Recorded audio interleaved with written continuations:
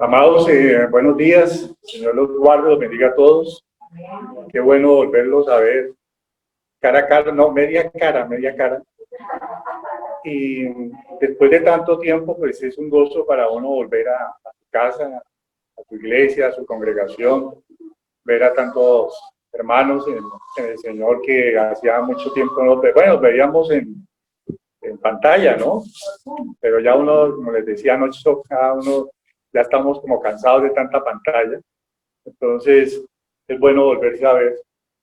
Estaba oyendo a la pastora Olguita y estaba contando de su testimonio y quería contarles algo. No sé si ustedes recuerdan, tal vez la primera prédica que hicimos en video después de la cuarentena, me correspondió a mí compartir a la iglesia un mensaje muy pequeño, muy corto, que se llamaba Una fe valiente. Y hablaba precisamente de la mujer del flujo de sangre. Tal vez alguno lo escuche. Pero el mensaje decía que estábamos enfrentando un momento que necesitaba una fe de valentía. Una fe de valentía. Y me llama la atención lo que dice la pastora, porque parece que esa unción le llegó a ella, porque cuando uno tiene una fe valiente, esa es una fe arrojada, esa no es una fe cualquiera, no es una de esas que uno dice que tiene fe, sino que la misma fe que uno tiene lo lleva a ir, a hacer las cosas, no tal vez con la, digamos, irresponsabilidad de alguien que la quiere hacer, sino que uno siente en la convicción en su corazón que Dios está con uno.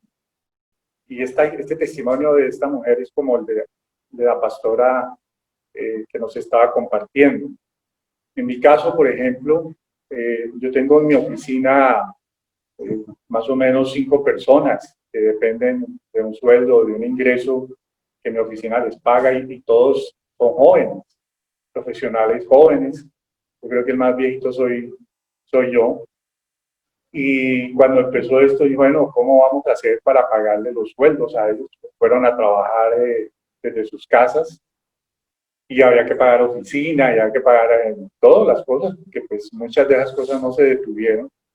Y hoy, después de tantos meses, puedo decir, no se les dejó de pagar a ninguno, se les pagó puntual, a nadie tuvimos que decirle, le vamos a rebajar o le vamos a quitar parte de su sueldo, pues nadie hubiera podido hacerlo, pero yo sentí en el Señor que había que dar un testimonio de esa fe que yo mismo había predicado y que entonces pudiera reflejarse en eso, en que ellos pudieran recibir sabiendo que lo necesitaban como todos necesitamos en este tiempo. Entonces es un tiempo de creer y es un tiempo de ejercer la fe, ¿no? Es se me cayó ese tiempo de ejercer la fe que tantas veces hemos compartido, de la que hemos hablado. Bueno, muy bien, vamos a compartirles un mensaje que lo estamos haciendo desde ayer. Es un mensaje pues, muy poderoso porque a mí me confrontó, me sigue confrontando. Tuve muchas dudas sobre este mensaje, si era para la iglesia en este momento, pero bueno, todas las cosas se fueron confirmando y espero que también toque sus vidas como ha tocado la vida. Incluso me estaba contando ahí eh, Luisa, Luisa Murillo, que los niños que vieron ayer o escucharon ayer el mensaje, los niños pequeños, y que las estuvieron cuestionando, las estuvieron comentando que habían quedado muy tocados niños pequeños sobre este mensaje. Y yo espero que hoy realmente también nos toque a cada uno de nosotros, nos toque en el corazón, nos toque en nuestras vidas. Eso es lo que uno busca cuando comparte algo de parte del Señor. Por favor, ahí en su silla, pues, incline su cabeza, cierre sus ojitos un momentico y me acompaña en una oración para que esto lo pongamos en manos del Señor. Padre, ponemos delante tuyo hoy, Señor, este momento, este tiempo. Sabemos que tú estás en medio de nosotros, que tu palabra dice que donde dos o más estén en tu nombre, allí estás tú. Tu Santo Espíritu, Señor, está aquí, está en el aire, está en el corazón, está en la mente de todos los que estamos compartiendo este momento. Y te pedimos que sea tu voz la que se escuche, Señor. así sea como un silbido, así sea como un trueno, Señor, pero que se escuche en nuestras mentes y nuestros corazones y que hoy podamos salir de aquí diferentes a lo que vivimos. Te damos gracias, Señor, en el nombre de Cristo Jesús. Amén. Un cordial saludo a los que nos estén viendo en la red y los amamos mucho y esperamos verlos pronto por acá también. Este mensaje se llama La prueba de la injusticia. Hoy vamos a hablar de algo que es muy tremendo en la vida de cualquier persona y más aún en la vida de los creyentes, de los que amamos al Señor y los seguimos. Mire, a veces el Señor, Dios nos mete en pruebas y permite que en nuestra vida ocurran cosas y se muevan cosas y lleguen personas o estemos con personas que nos prueban, que prueban nuestro corazón, que prueban nuestra fe y que prueban lo que somos. Y esas pruebas, la mayor parte de las veces, quebrantan. Esas pruebas tocan nuestra vida, nos sacuden y muchas veces nos duele la prueba, el trasegar de la prueba, pero son pruebas que están buscando dos cosas en nuestra vida. Dios siempre quiere dos cosas en nuestra vida. Una, forjar nuestro carácter, hacer que el carácter que tenemos sea fortalecido y sea pulido, porque nuestro carácter es prácticamente la columna vertebral de lo que somos. Somos lo que es nuestro carácter. Y ese carácter se va modificando en el tiempo en que vivimos. Y muchas veces Dios, que ve donde los otros no ven, a veces ni siquiera nosotros mismos, sabe lo que tu carácter tiene que ser modificado y en qué tiene que ser tocado. Entonces, ese es el primer propósito de una prueba. El siguiente propósito es preparar nuestro corazón, hacer que nuestro corazón tenga la suficiente fuerza, la suficiente fe, la suficiente valentía, hacer que el corazón del creyente, el corazón del Hijo de Dios se prepare para afrontar las cosas que tiene que vivir, porque Él conoce nuestro futuro, Él sabe lo que va a pasar mañana, Él sabe lo que vamos a vivir en un tiempo más, Él sabía lo que íbamos a vivir este año y de alguna manera nos preparó para aguantar esta prueba y estamos todavía en medio de la prueba, pero aquí estamos y seguimos fieles a Él y seguimos batallando y por la misma razón entendemos que algo ha pasado en nuestra vida que nos ha permitido ser lo que somos. Entonces, cuando Dios quiere probar a una persona o quiere poner una prueba en una persona, lo que Dios busca es cambiar a esa persona. Que esa persona cambie, que su carácter cambie, que su corazón mude también. Y yo quiero decirles algo que hablábamos ayer también. Hay una preocupación en mi corazón porque yo veo que nosotros estamos viviendo en este momento 3 generaciones en el tiempo que tenemos actual. Está viviendo una generación que se está despidiendo de los abuelos, de los padres, de algunos de nosotros, que ya están ancianos y que incluso ahora vimos con esto de la pandemia, es como si ese virus hubiera llegado a separar esa generación, porque muchos de los que han muerto en el mundo son personas mayores. Y otros han ido falleciendo, han ido muriendo, se han ido ya de esta tierra, porque esa generación ya marcó su camino y se está yendo. Y hay una generación como la mía que viene detrás, o sea, venimos ya siguiendo sus pasos, no estamos ancianos, pero tampoco estamos jóvenes, pero estamos en la brega, estamos aquí aguantando todavía, trabajando, sosteniendo a nuestras familias, todavía luchando por nuestros proyectos, por nuestros sueños. Pero ahí vamos, somos una generación más madura. Y hay una tercera generación que es la de los jóvenes. La generación de mis hijos, la generación de los hijos de ustedes, de muchos de los que están aquí sentados, que son todavía muy jóvenes. Pero la preocupación que siente uno es qué está pasando con esta generación nueva, con esta tercera generación que viene caminando. Y esta generación, me parece a mí, que tiene un corazón muy delicado, que tiene un corazón de cristal, que se parte y se quiebra con cualquier contrariedad. No sé si tal vez haya habido una manera equivocada los que formamos esa generación de ayudarla a crear. No sé si tal vez nosotros consentimos mucho o dimos mucho o les damos mucho. Y esta generación se ha vuelto una generación con una característica muy especial, que se cae frente a la primera crisis, que tira la toalla frente a la primera batalla, que no quiere enfrentar a veces las dificultades, sino que las quiere borrar como si no existieran, como si fuera como en un videojuego, donde si tú no pasas, entonces tú reinicias el juego y arrancas otra vez, pero la vida no es así. Y esta generación tiene en lo que estamos viendo un reflejo en lo que vemos en la realidad. Yo vi, por ejemplo, hace unos días una estadística que decía que durante este tema de pandemia, estos últimos meses, había habido una ola de intentos de suicidio, más de 5.000 intentos de suicidio. Y muchos de estos suicidas eran jóvenes.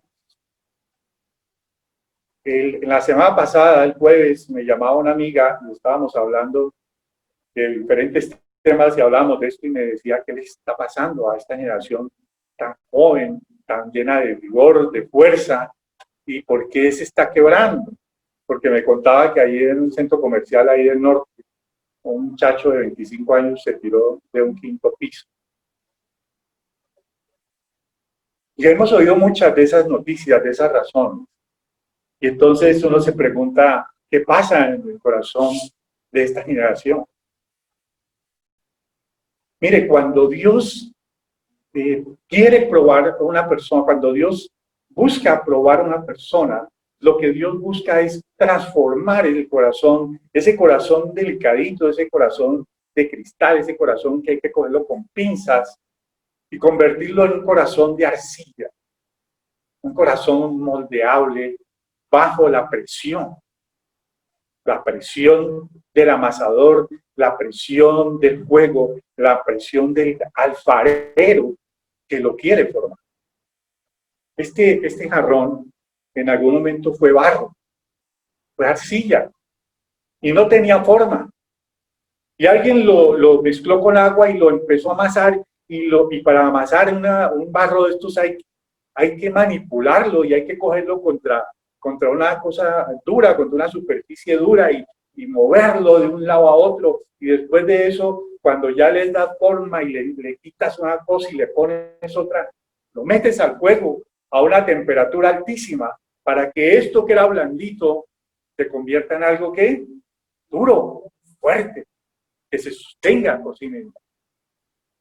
Y en esa necesidad, Dios pone pruebas que hagan que el corazón de una persona, de una generación, de una iglesia, de un pueblo, se convierta en algo nuevo.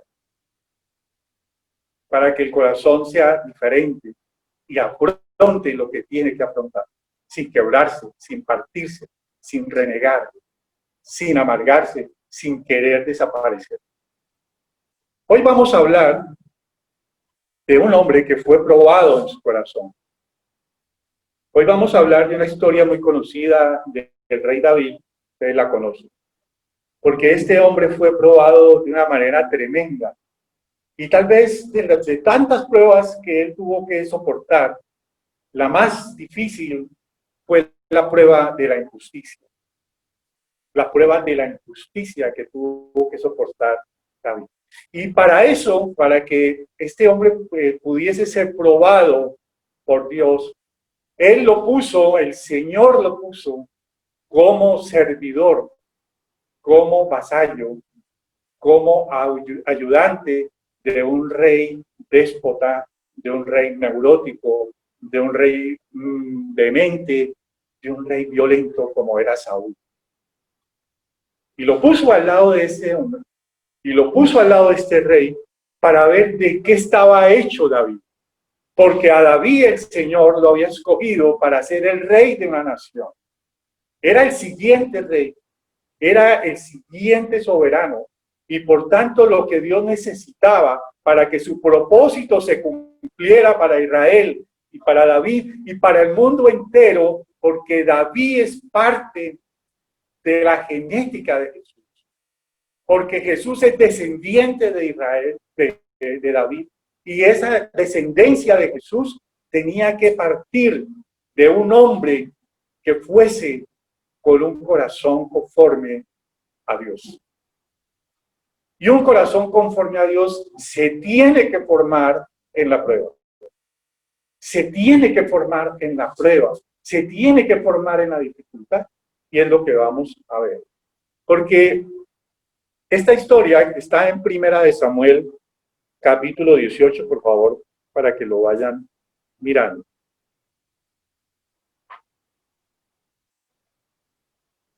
Primera de Samuel, capítulo 18.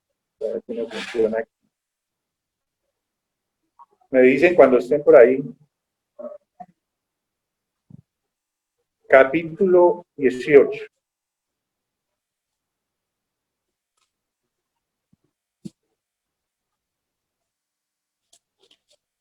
Capítulo 18, versículo 6. Dice así: aconteció que cuando volvían ellos eran Saúl y su ejército. Cuando David volvió de matar al filisteo, ¿cuál filisteo?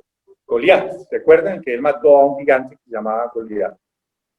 Salieron las mujeres de todas las ciudades de Israel cantando y danzando para recibir al rey Saúl, con panderos, con cánticos de alegría y con instrumentos de música, y cantaban las mujeres que danzaban y decían: Saúl hirió a sus miles y David a sus 10,000.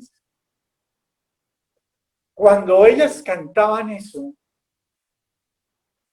hirieron el corazón de Saúl. Porque la palabra dice que ellas salieron a recibir, ¿fue a quién?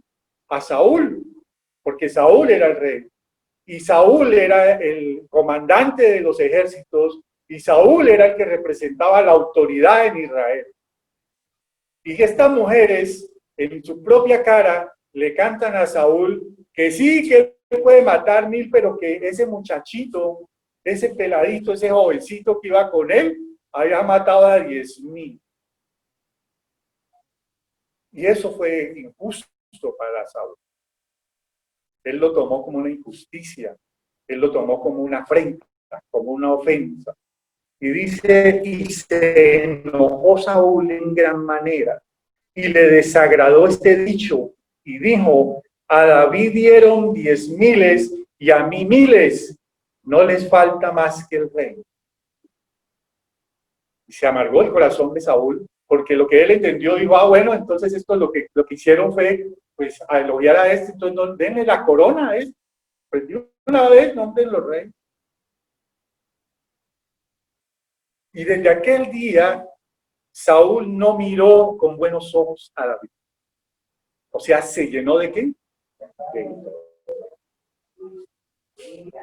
Cuando uno se enfrenta a la injusticia con un corazón humano, con un corazón de cristal, uno se enoja, uno se llena de ira, uno se llena de rabia, porque la injusticia produce rabia y produce ira y produce ganas de corregirla de alguna forma.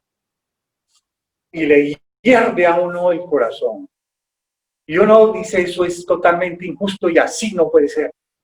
Y eso es lo que le está pasando a Saúl en esta historia.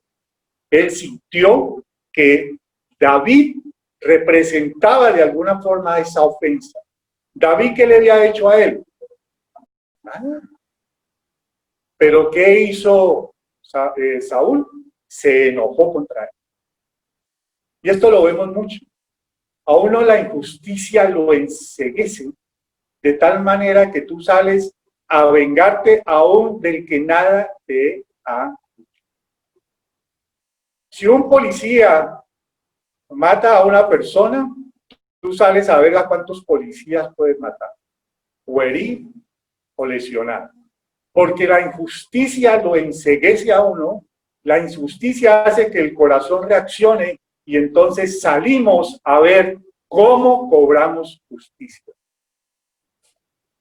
Y miren aquí, aconteció al otro día que un espíritu malo de parte de Dios tomó a Saúl. Un espíritu malo de parte de Dios tomó a Saúl. ¿Cómo así? ¿Cómo es posible que hubiese un espíritu malo que estuviese en una persona, más en este rey? ¿Por qué la palabra dice que Dios puso un espíritu malo en Saúl? ¿Porque Dios es capaz de poner un espíritu malo en alguien? Pues la palabra dice que sí. ¿Sabe qué pasa, amados? ¿Qué es lo que significa eso? Que aquí al que estaba probando el Señor era ¿quién? A David. Y para probar a David tenía que poner en Saúl un espíritu contra David, porque eso es la prueba. Y por eso muchas veces nosotros nos toca vivir, nos toca compartir con personas en las cuales Dios ha permitido que se muevan cosas contra ti, que se muevan cosas contra nosotros, que nos ofendan de alguna manera o que sean injustos con nosotros para poder probar el corazón. Y esto es lo que hace el Señor. Por eso permitió que ese espíritu. Y uno muchas veces se pregunta, pero ¿por qué esta persona, por qué este esposo, esta esposa, este compañero, este jefe, este amigo, por qué esta autoridad, por qué mi papá, por qué es así conmigo? ¿Por qué? Porque muchas veces, como les digo, lo que Dios está es probando tu corazón, a ver qué tan sumiso eres, a ver qué tan misericordioso eres, a ver qué tal está tu corazón. Y es un corazón que se moldea bajo presión o es un corazón que se parte cuando soportas una injusticia. Y dice aquí que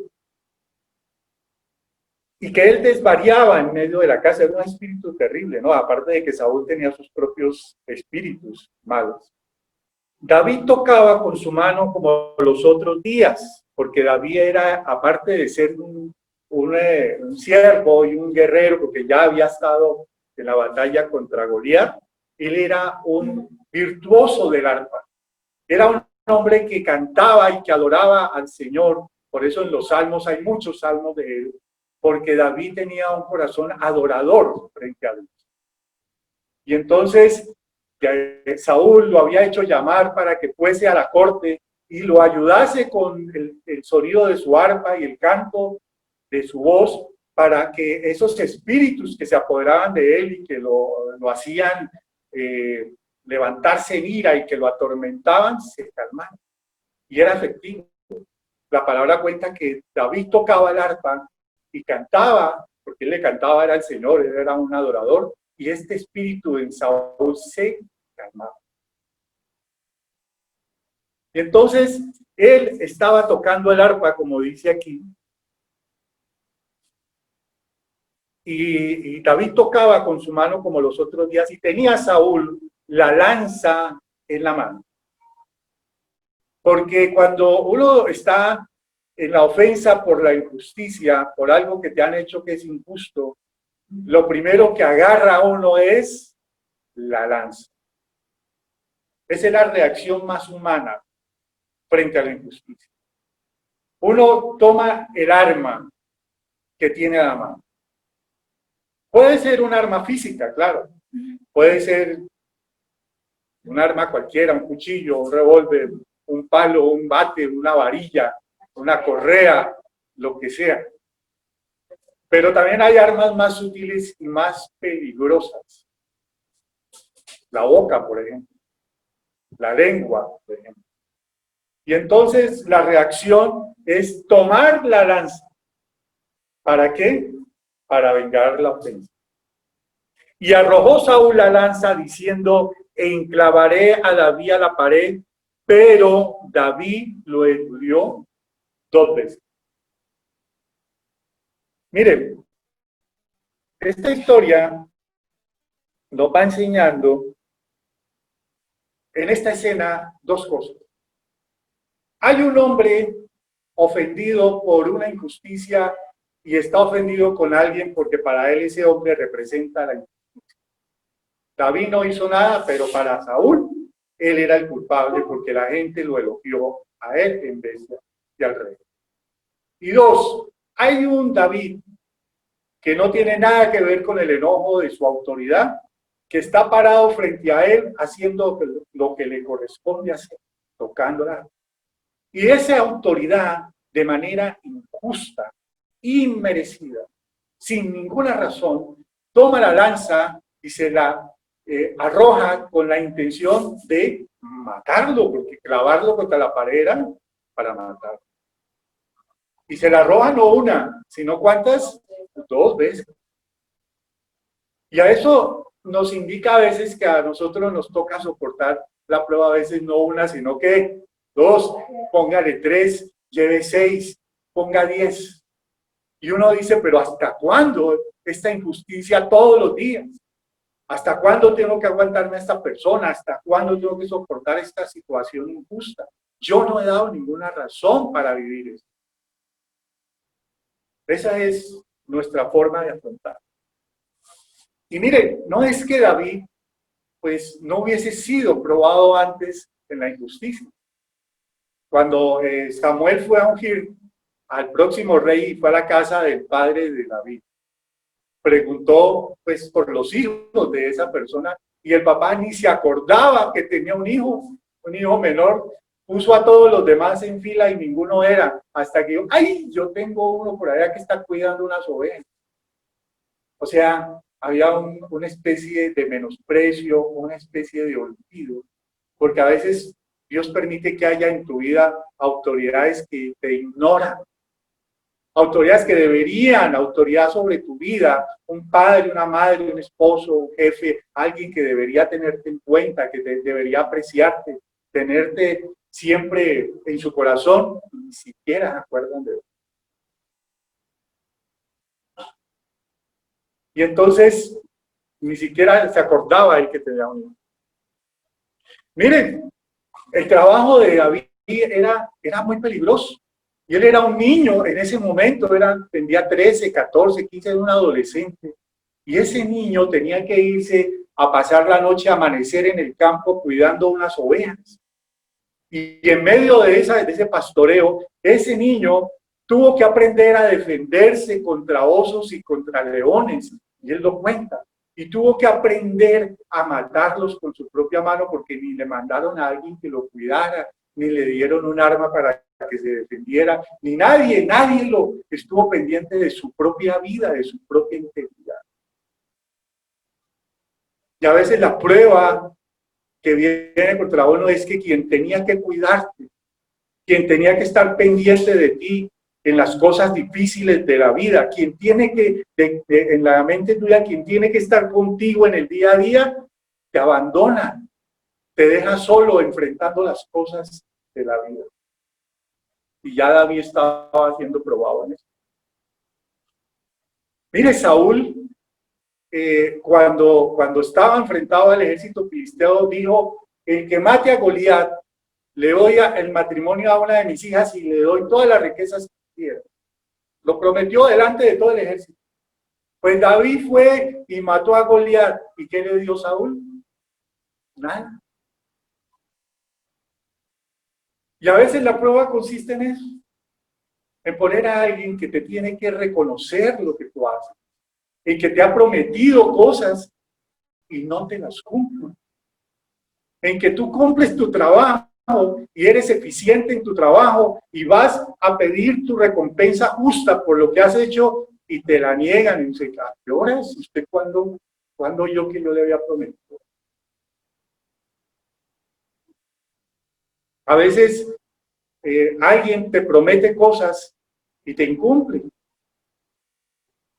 Cuando uno se casa, delante del pastor o delante de la persona, de la autoridad que lo está casando, hace unos votos, eso es una promesa entre esposos. Y resulta que esa promesa al cabo del tiempo se rompe, porque ese esposo o esa esposa no la cumple. Y eso es una injusticia. Y esa injusticia hiere. Y esa injusticia lastima, porque es injusticia. Y mire, y David, aparte de tener que cuidar ovejas e ir a tocar a ese rey loco, el papá lo mandaba a llevarle comida a los hermanos que estaban allá en el campo de batalla. O sea, tenía que ponerse a hacer domicilios como en un rápido. El pobre David para allá, ¿para qué llevarles comida? Y esos eran sus hermanos mayores. ¿Y saben qué le decían ellos? ¿Qué anda haciendo usted? Vago ahí, mínimo, anda haciendo nada, ponga a hacer algo. Eso es más o menos lo que traduce la palabra. Y este muchacho que era acucioso, que le quería ayudar a sus hermanos, recibía eso, menosprecio, palabras hirientes. A veces la prueba es eso. Alguien a quien tú ayudas, alguien a quien tú le haces favores, alguien a quien tú vas y le entregas las cosas que te han costado un esfuerzo, simplemente ni se reconoce, te menosprecia, te dice eso no sirve. Y eso es una injusticia. Y aparte de todo eso, David le tocaba el arpa a Saúl, porque él lo había mandado a llamar para eso. Alguien lo había recomendado. Y cuando mataron a Goliat, y después de un tiempo, él se podía preguntar, ¿y quién es ese tal David? ¿Y de dónde salió ese tal David? ¿Y ese hijo de quién es David? Entonces es cuando la autoridad te ignora. Cuando la autoridad que debería tener un reconocimiento especial por lo que tú has hecho, te ignora. Te deja de lado. ¿No les parece a ustedes que este señor tenía yo creo que una maestría, no, tenía un doctorado en injusticia? Tremendamente. Y aparte de aguantarse todo eso, viene Saúl y lo agarra a lanzazos a quererlo matar. Ese era el cúmulo de las injusticias. Entonces, esta historia, mis amados, nos muestra que hay una prueba de injusticia. Porque muchas veces hay sobre nuestras vidas autoridades injustas. Autoridades que son totalmente injustas. Autoridades que de alguna manera cometen injusticia con nosotros. Y en nosotros desde niños hemos tenido autoridad sobre nuestra vida. Un padre, una madre, después un profesor, después un jefe, después, no sé, una empresa, después una autoridad, muchas cosas, una autoridad civil, un gobernante. Y esas personas hacen injusticias contra uno. Y entonces vivimos en un mundo, en una sociedad llena de injusticia. Agárrese a hacer la cuenta. Desde que le llegue el recibo de servicios públicos, si usted lo mira, estos, justo, ¿cómo me van a cobrar en cuarentena cuando yo ni siquiera pues estaba abriendo mi oficina y mi empresa y me están cobrando como si hubiera estado aquí todo el tiempo? Eso es injusto. Y empieza uno a quejarse de todo porque la injusticia produce queja. Y entonces aquí la prueba consiste en cómo reacciona nuestro corazón contra la injusticia. Aquí el mensaje no es que haya injusticia, aquí el mensaje es cómo reaccionamos ante la injusticia. Porque muchas veces la injusticia nace del hecho de que no estoy diciendo que no nos sometamos a una autoridad. Tenemos autoridades sobre nuestras vidas a las cuales tenemos que someternos. Pero a veces ese sometimiento se convierte en opresión. Una cosa es estar sometido y otra vez es estar, ¿qué? Oprimido por la autoridad. Pero en todo caso hay injusticia.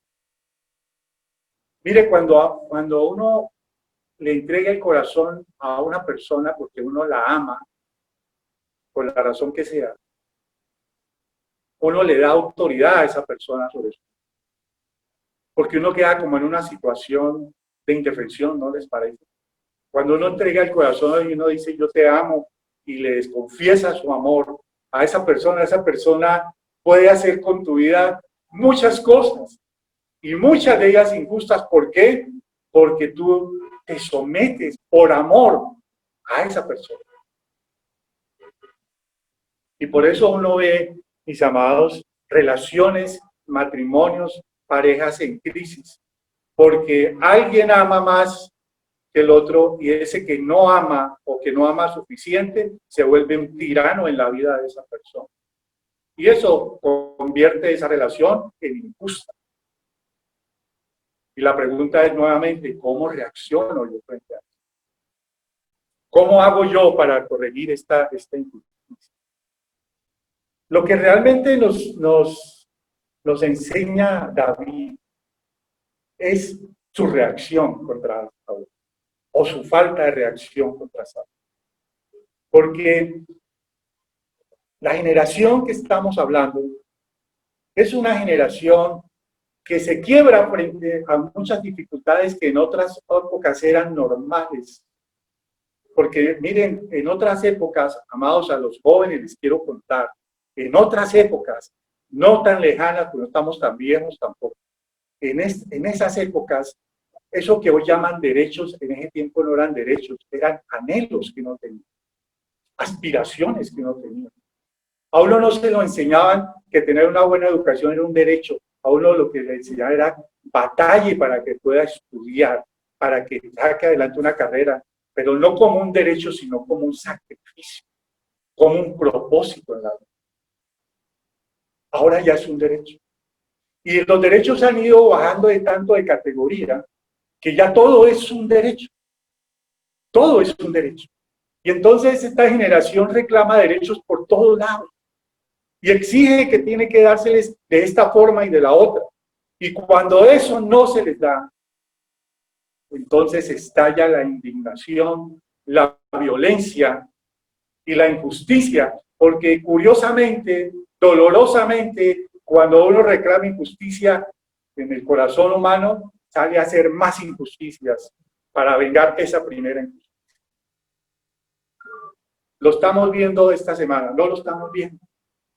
Estamos viendo cómo una generación de jóvenes, hoy leía en el periódico que no hay más de entre 18, entre 15 y 24 años, tienen estas personas que salen a quemar y a dañar y a destruir. Entre 15 y 24 años. Salen a hacer de todo, a destruir todo, porque se sienten maltratados, porque se sienten afectados por una injusticia. ¿Cuál injusticia?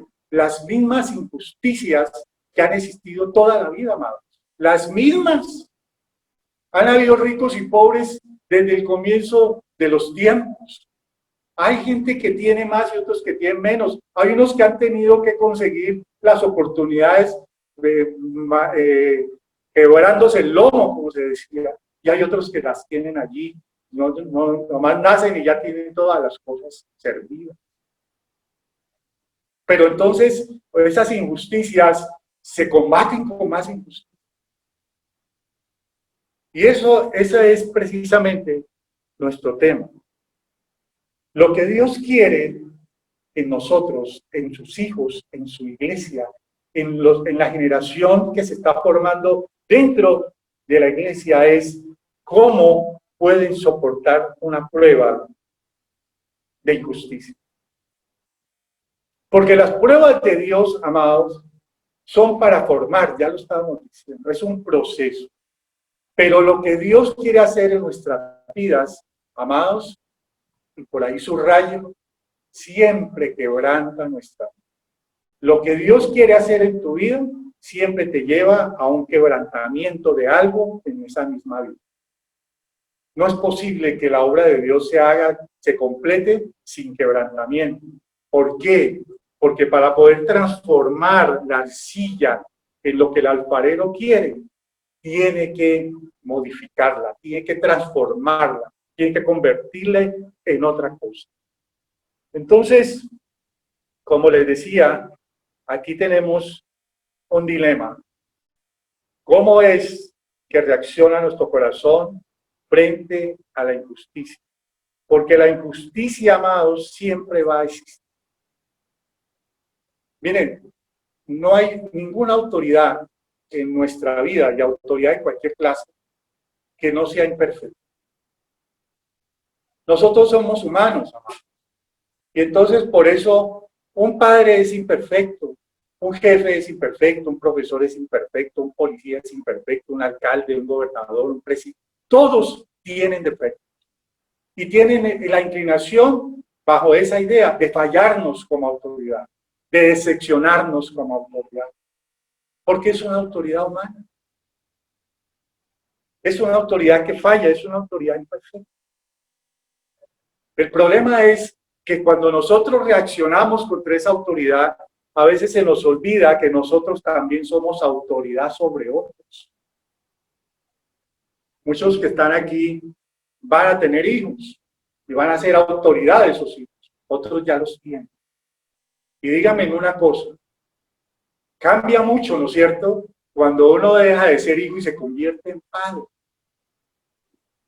Cambia mucho la vida cuando uno deja de estar sometido a una autoridad y se vuelve autoridad de otro. Cuando uno antes tenía un jefe a quien quejarse y viene otro y ahora es el jefe de ese, viene a quejarte de lo mismo que tú te quejabas de ese jefe. Porque te volviste autoridad y la vida es así, lo va cambiando. Y muchos de ustedes pueden llegar a través de sus profesiones, de sus carreras, de lo que están haciendo, a convertirse en una autoridad más alta sobre mucha gente. Y la pregunta es, ¿cómo te comportaste frente a la autoridad ahora que tú eres autoridad? ¿Estás dispuesto a soportar las mismas críticas, las mismas reacciones que tienes contra la autoridad en su momento, ahora que tienes tú que responder como autoridad? Porque yo les digo una cosa, quien no se somete a una autoridad no puede ser autoridad de otro. Quien no se somete a una autoridad de cualquier clase no puede ser una buena autoridad de otro. Porque es un déspota, es un tirano, como un Saúl. Entonces, este sentido de la injusticia, amados, es algo que nace con uno. Eso está en los niños. Mira, anoche les contaba esto, perdón, me voy a tomar un poquito de agua.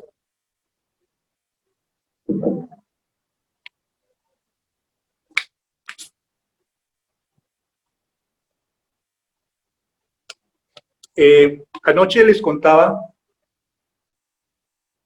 que había visto una escena hace unos días en un supermercado, estuve por ahí haciendo una vuelta. Y entonces había una señora con un niñito de unos 4 años, 5 años. No, uno lo veía pues al peladito y ese se le veía pues terrible. Y entonces, eso es clásico, todos los que hemos tenido hijos sabemos eso. Vaya usted al supermercado con su hijo y pase por una juguetería. Pase, o pase por cualquier lado. Y entonces el chino había cogido algo por ahí, o sea, algo quería que la mamá le comprara. Y la mamá, pues, como siempre, no le voy a comprar. Que yo quiero que me compre. Y estaba en tremenda pelea ahí con su mamá. Y como la mamá le decía que no, entonces el chino empezó pues, a hacer toda la escena que hacen los niños. A llorar durísimo, a berrear, y como la mamá no le paraba, entonces se tiraba, le dio epilexia, le dio de todo ahí. Lo quería obligar a que su autoridad hiciera lo que él quería que hiciera. Y la autoridad no le cedió. La autoridad le dijo no, no y no. Entonces, ¿qué dijo el chino? Y lo oí yo. Dijo, pero es que es injusto, mamá, porque yo quiero que me lo coma. Un chino de 4 años hablando de injusticia. Entonces, ¿qué le dice a eso a uno? Que uno la injusticia, el sentido de la injusticia como que nace con uno nace reclamando cosas, uno nace pidiendo cosas. Mire, es tan tenaz este espíritu de la reclamación de la injusticia, que allá en el huerto del Edén, esto fue lo que usó Satanás con él. Si ustedes lo piensan bien, lo que hizo Satanás con Eva fue decirle, oiga Eva, resulta que Dios puso un árbol con una cosa tremenda, unos frutos deliciosos, algo que tú te mereces, Eva. ¿Y cómo es posible que eso se esté perdiendo ahí ¿cómo es posible que usted no pueda disfrutar, usted y su marido, de ese fruto? Hombre, Eva, piénselo. ¿Y qué hizo Eva? Corrigió la injusticia. ¿Cómo la corrigió? Agarró el fruto y lo comió. Y le dio a Adán. Porque esa es la manera de corregir la injusticia. Y el Señor busca a Adán y le dice, ¿qué fue que pasó aquí? Cuénteme, a ver, ¿qué fue que pasó? Y Adán le dice, esa mujer que tú me diste, me obligó a comer. Y claro, yo aquí quedé fregado. ¿Por qué? ¿Por culpa de quién? De usted y de usted. Injusto. Yo no tengo nada, ni siquiera hablé con ese Satanás. Es injusticia. Y esa injusticia llevó al pecado. O ese sentido de injusticia llevó al pecado. Mire, el sentido de injusticia puede ser tan fuerte que la misma gracia de Dios puede ser injusticia para nosotros. Un hombre fue crucificado con Jesús. 2 hombres. Y eran maleantes y eran delincuentes.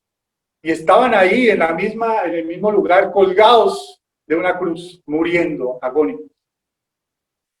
Y ese hombre que nunca había seguido a Jesús, que nunca había oído de Jesús, que no había sido su seguidor, que no había oído sus prédicas, que no había oído nada de Jesús, le dijo, yo reconozco que tú eres Dios y que tú eres inocente.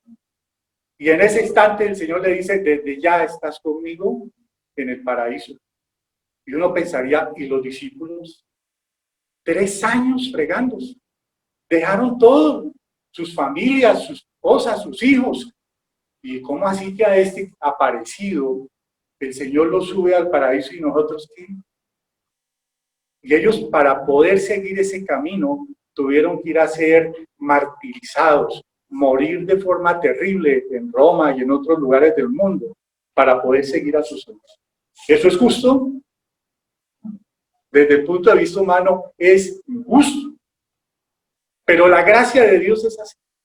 Y puede darnos a nosotros rabia cómo Dios premia a otros y no nos da nada a nosotros. Cómo Dios bendice a otros y nosotros nada. Cómo nosotros somos infelices en nuestra vida y otros parecen tan felices. Cómo nosotros anhelamos cosas y para otros esos anhelos de nosotros son pan de cada día. Y le hierve el corazón a uno de qué? De injusticia contra quién? Contra Dios. Porque hasta allá se puede levantar esa injusticia y amargarse uno y entrar en pecado porque la injusticia se hace así. Volvamos a la escena. David está frente a Saúl. Saúl está rabioso. Saúl ha cogido la lanza y se la ha enviado a David. Y David, que era ágil, pues obviamente esquivó. A nosotros nos toca aprender a jugar un poquito la cintura, amados. Porque la injusticia del mundo nos va a obligar a esquivar las lanzas, amados. Vamos a tener que aprender, porque una de las principales defensas es aprende a esquivar, aprenda a moverse rápido antes de que lo claven contra la pared con una lanza. Pero mire, él estaba allí y acaba de intentar matarlo Saúl. Y si la reacción de David fuese como la que estamos hablando, la reacción de David, ¿cuál sería? Cojo la lanza, la desclavo de la pared y tenga, amigo, su lanzazo. ¿Por qué? Primero, David acaba de matar a un gigante de 3 metros y para eso cogió 5 piedras y le sobraron 4. Ponía donde ponía la mira, ponía la bala, como se dice. Y de una sola pedrada mató a ese. O sea, que tenía oportunidad de vengarse, sí. Que tenía oportunidad de hacer justicia por su propia mano, sí. Porque muchas veces nosotros, en la prueba que tenemos que soportar, podríamos devolver el golpe. Y podríamos devolverlo el doble de lo que nos lo están haciendo. Y tenemos la oportunidad muchas veces de desquitarnos de esa injusticia. Y viene la prueba, entonces, ¿qué vas a hacer? ¿Lo vas a hacer o no? Entonces, David tuvo oportunidad, no lo hizo. Miren, David era tremendamente popular. lo estábamos viendo, ¿no es cierto? El pueblo lo amaba, lo quería, los había salvado de los filisteos. Era muy, muy, mejor dicho, si fuera en esta época sería un youtuber exitoso. Tendría muchos seguidores en las redes. Entonces, él, si hubiese matado a Saúl, al otro día hubiese sido rey de Israel. Es decir, corregir la injusticia a él le hubiera convenido. Y muchas veces la prueba es esa, también. Es decir, oiga, si yo me dejo fregar de pronto no me conviene, es mejor quitármelo de encima de una vez. Me conviene de una vez porque puedo lograr más. Si yo ya no tengo ese jefe encima mío, yo puedo subir en esta empresa, entonces hagamos algo a desquitarme de él. Oh, ¿qué tal? Este marido que yo tengo no me sirvió, este marido es injusto, no me ha dado lo que da, entonces deshagámonos de él y consigamos su. Y es la reacción de la injusticia. Y además, cuando uno se venga de una injusticia, el mundo te aplaude. Porque lo que el mundo espera no es un bobo o una boba que se deje tratar de forma injusta, sino alguien fuerte de carácter que se pare y se desquite de la injusticia. Para que respeten, dice uno. Entonces uno se acostumbra a devolver, como dice la canción, golpe con golpe. Usted me mete uno, yo le doy dos. Y ese es el mundo en tu cabeza. Porque si yo agacho mi cabeza, me fregué. En esta empresa nadie me va a respetar. En este matrimonio nadie me va a respetar. En esta familia nadie me va a respetar. En esta iglesia nadie me va a respetar. Porque si yo no me paro frente a esta injusticia, entonces voy a fracasar. Por eso, amados, yo les digo que la batalla más fuerte que tuvo que aguantar David en toda su vida fue evitar reaccionar contra Saúl. Por eso, tal vez la prueba en la que estás en este momento, o la que te puede llegar, o la que de pronto estás superando, puede ser que Dios te está preguntando cómo vas a reaccionar frente a esta injusticia. ¿Cómo vas a reaccionar? ¿Qué estás haciendo? ¿Qué vas a hacer en ese caso? Porque lo que hay en nosotros, amados, es realmente un Saúl también. Nosotros tenemos un Saúl que se revuelca frente a la injusticia y que tiene lanzas poderosas. Y entonces, ese Saúl que está en nosotros es el que reacciona frente al Saúl de afuera que nos provoca. Y lo que hay entonces es una guerra entre ese par de locos y nosotros quedamos envueltos, quedamos involucrados en esa batalla. Por eso Dios, escúcheme bien, por eso Dios, escúcheme bien, por eso Dios puede estar usando ese Saúl que está allá afuera para matar ese Saúl que está acá adentro.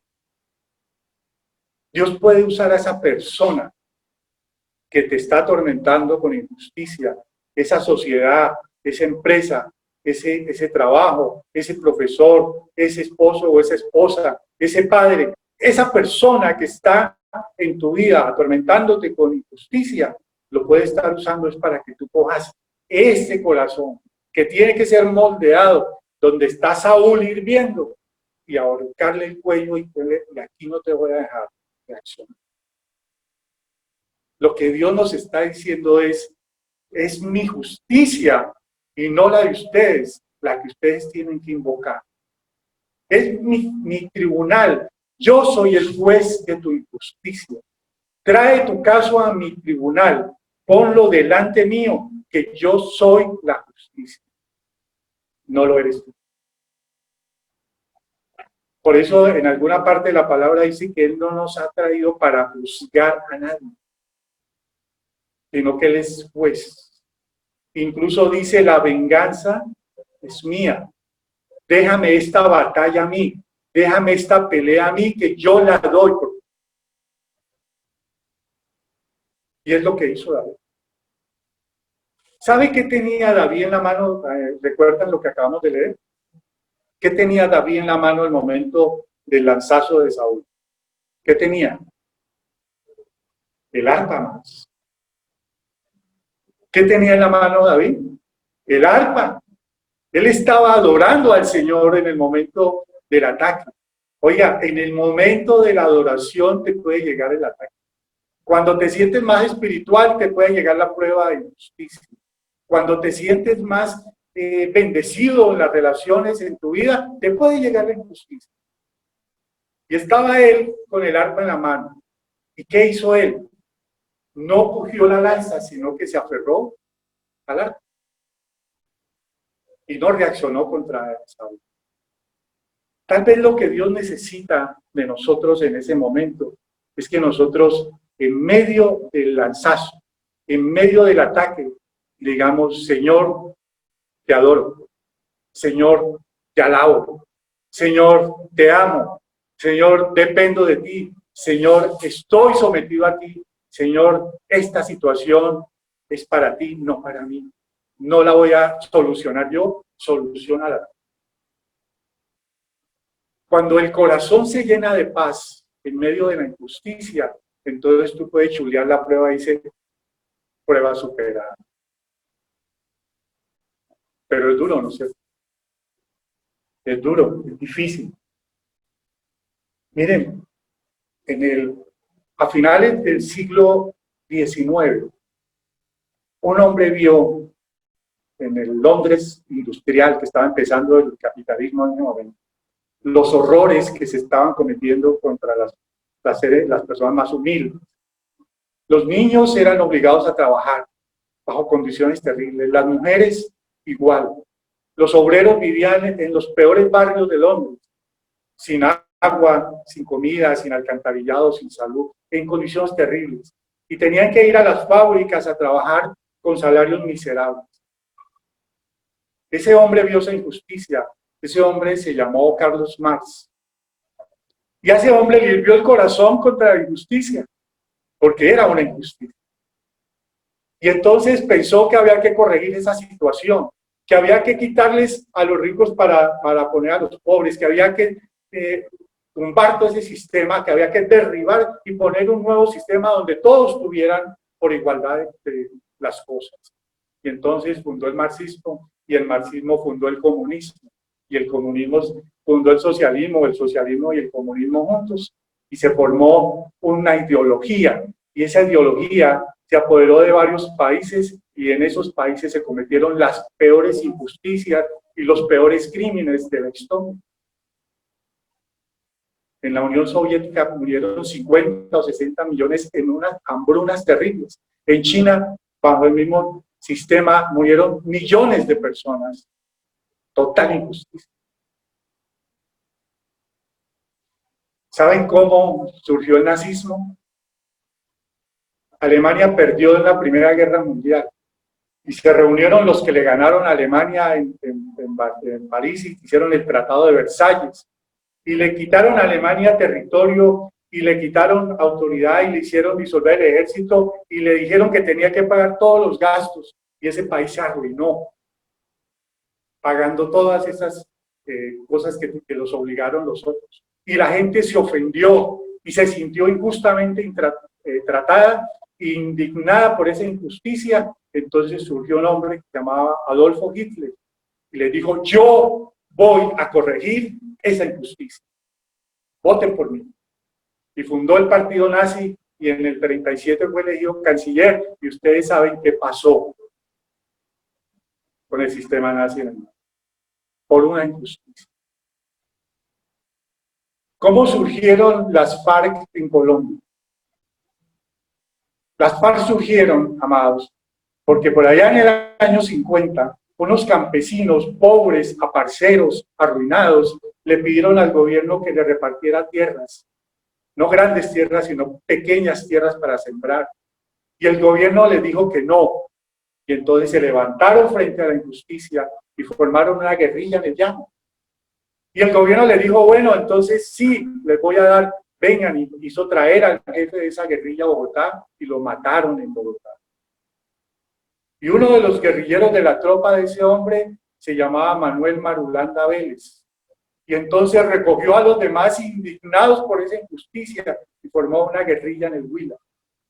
Y allí apareció y se formó las FARC, que después con el cabo de los años se convirtieron en terroristas, secuestradores, extorsionadores, violadores, asesinos, por una injusticia, por la reacción contra una injusticia. ¿Cómo surgió el paramilitarismo en Colombia? Porque esa guerrilla abusó de mucha gente y abusó por años de pueblos, de personas, de ganaderos, de campesinos, de gente en el campo. Y esa gente se aburrió de eso y decidió que esa injusticia ellos la tenían que corregir y formaron escuadrones para combatir la injusticia y se convirtieron en peores que la misma guerrilla.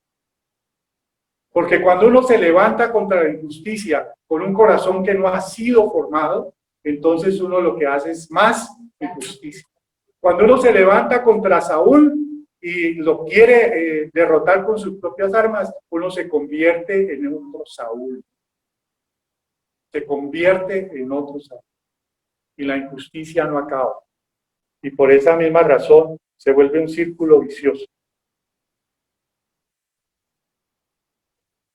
¿Saben a quién más le clavaron una lanza? El Evangelio cuenta que el Señor Jesús colgaba de la cruz y que ya estaba exánime, ya estaba muerto. Y vino un soldado romano para rematar todas las injusticias del mundo contra ese hombre. La injusticia de la autoridad, la injusticia de la iglesia, la injusticia del pueblo, la injusticia de los que le seguían, la injusticia de los pecadores como nosotros que lo ayudamos a colgar en esa cruz. Y ese hombre murió allí colgado y todavía muerto viene alguien y le clava una lanza, como la de Saúl. Y la palabra dice que del cuerpo de ese hombre, en respuesta a esa injusticia, a ese lanzazo de injusticia, sale sangre y agua. Y nace una iglesia. Porque la iglesia, como la nuestra, nace de la sangre y del agua. De la sangre del Cordero y del agua del Espíritu. Aprendan de mí, dice el Señor, que soy manso y humilde. Aprendan de mí. Y él también luchó contra un Saúl.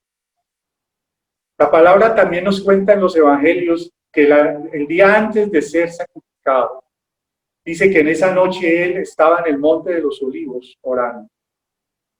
Y que se le reveló a él todo lo que iba a vivir, todas las injusticias que les estoy diciendo, se le pusieron de frente y vio la muerte más horrible que iba a sufrir. Y entonces le dijo a su autoridad, que era su padre, le dijo, esto es injusto. Por favor, quita esa injusticia de mí, pero no se haga mi voluntad, no se haga mi justicia, sino la tuya. Y gracias a él que derrotó ese Saúl, nosotros hoy tenemos gracia, salvación, promesa y vida eterna. Gracias a ese hombre que no reaccionó como podía haber reaccionado cualquier otro. Este es el mensaje de hoy, mis amados. Espero que realmente pues, les haya llegado a su corazón, a su mente, a sus vidas, porque nosotros tenemos que tener en cuenta que estamos bajo prueba siempre. Y que este sistema en el que vivimos lo va a probar siempre con injusticia, por donde ustedes quieran mirar. Piensen que tenemos siempre ese reto de cómo podemos reaccionar frente a una injusticia. Claro, toda la vida podemos decir, no, yo no puedo soportar esto, yo tengo que hacer algo. Todo el tiempo tenemos razones y fundamentos para hacerlo. Pero el reto, el desafío de la prueba de la injusticia es lo que te dice Dios. El mundo te dice equilibra las cargas. Yo te digo, yo equilibro las cargas. Yo digo cuando esa injusticia se corrige. Yo soy el que lo ve. Les quiero contar un testimonio chiquito y ya cerramos. Palabra de de predicar. Hace unos años fue a mi oficina un hombre a que hiciera un trabajo para él como abogado. Y con el cabo del tiempo nos hicimos, no amigos, pero sí, pues me iba y me contaba sus cosas. Estaba en una mala situación, se había divorciado, la mujer le estaba quitando casi todo. Logramos ayudarle a que salvara algo. Y este hombre fue pues decayendo en su economía, en todo eso. Y a mí me empezó a dar pues digamos, pena de su situación. Y en algún momento me planteó algo y entonces me dijo, doctor, ¿por qué no me presta? ¿Por qué no me da? Entonces yo empecé a ayudarle económicamente, yo dándole a él. Hicimos por ahí un negocio donde él iba a vender algo para salir de esa situación. Me dijo, por favor, venga. Yo fui y vendí, porque él me había autorizado. Firmé un contrato, me dieron un dinero y él se perdió. Y cuando lo volví a encontrar como al mes, le dije, oye, yo tengo su dinero, ¿por qué no me ha recibido? Dijo, no, yo ya vendí eso por otro lado. ¿No así? No, yo ya lo hice. Bueno, me hubiera dicho, mire, qué vergüenza con esa persona, tuve que llamarlos y devolverles el dinero. Entonces le dije, qué bueno que vendió, porque ya podemos pagar cuenticas, ¿no? Porque usted me debe a mí unos dineros. Y me dijo, sí, apenas me terminan de dar, yo le doy. No volvió. Después de un tiempo me di cuenta que ya había hecho el negocio, ya había recibido el dinero.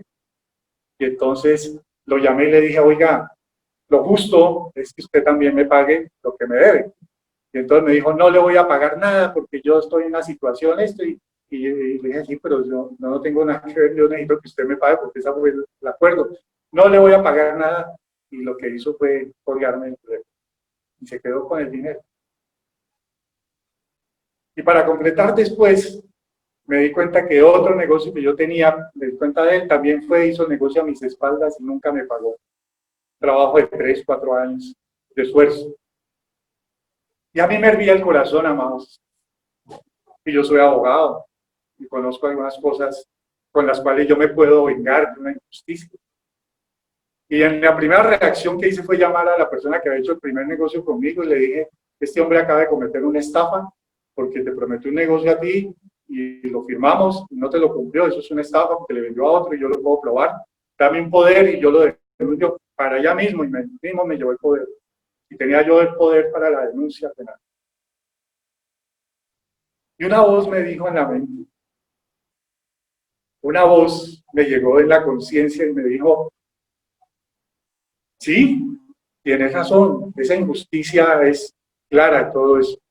Pero yo te digo, no es tu justicia, es la mía. Así que deja eso así. Y nunca fui capaz de poner ninguna denuncia, ni demanda, ni cobrar, nunca.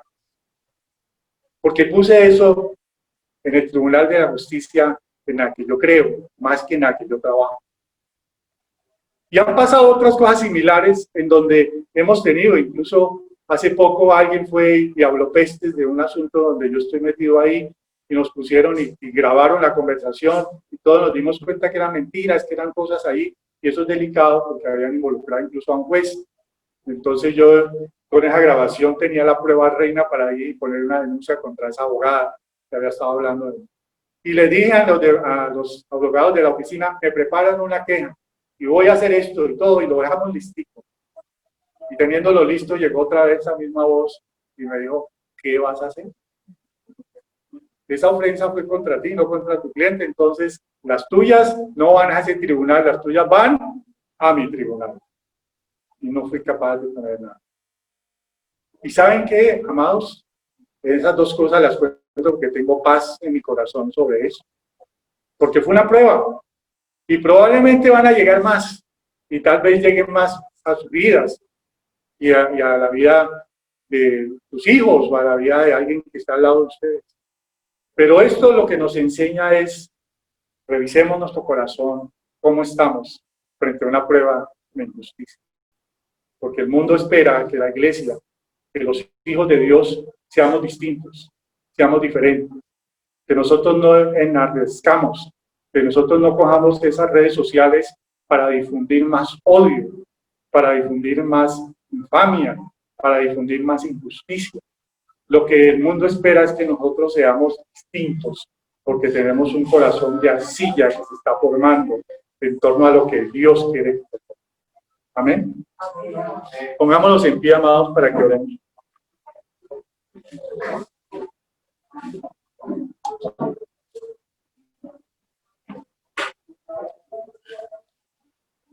Gracias, Señor, te damos hoy por este momento, por este tiempo que nos has permitido. Yo te pido, Señor, que pongas en nosotros hoy el corazón que tú quieres que tengamos, Señor. Que este corazón que se rompe, que se deshace frente a la injusticia, hoy sea un corazón moldeable, un corazón de arcilla que tú puedas forjar bajo la presión de la prueba de la injusticia. Señor, estamos rodeados de injusticia por todos los lados. Y tal vez veamos más cosas y sean peores de las que hemos visto hasta ahora. Y tal vez haya injusticia sobre nuestras vidas, o sobre nuestras familias, o sobre nuestra economía, o sobre muchas cosas que son importantes para nosotros. Pero también tenemos claro, Señor, que tú eres nuestro juez, que tú tienes el tribunal, Señor, preciso, perfecto, donde esta injusticia puede ser llevada y juzgada. Señor, borra de nuestro corazón toda herida, de toda injusticia que hayamos sufrido durante toda nuestra vida. Todavía hay heridas en algunos de nosotros por estas injusticias. Por eso hoy te pido, Señor, que sanes el corazón herido por la injusticia, el corazón herido por la lanza de la injusticia, y que nos permitas tener un corazón que actúe correctamente, que actúe rectamente, que actúe con misericordia, que actúe con amor, Señor, en medio de la injusticia. Yo te pido por la injusticia del mundo. Yo te pido por los que son víctimas de injusticia en el mundo entero, en todo momento y en todo lugar, Señor. Te pido por cada uno de ellos, para que primero que todo, antes de que su injusticia sea corregida, haya en su corazón paz, Señor. La paz que sobrepasa todo entendimiento. Y que la iglesia, Señor, nuestra iglesia, entre en esa paz. Que nuestra iglesia, Señor, tu iglesia, sea el bastión, Señor, sea la trinchera donde la injusticia no pasa más, donde la injusticia no logra enardecer los corazones, sino que los llena de paz y esperanza, como tú lo esperas, Señor. Te damos gracias, Señor, en el nombre de Cristo Jesús. Amén. Muchas gracias, mis amados. Que no me los guarde.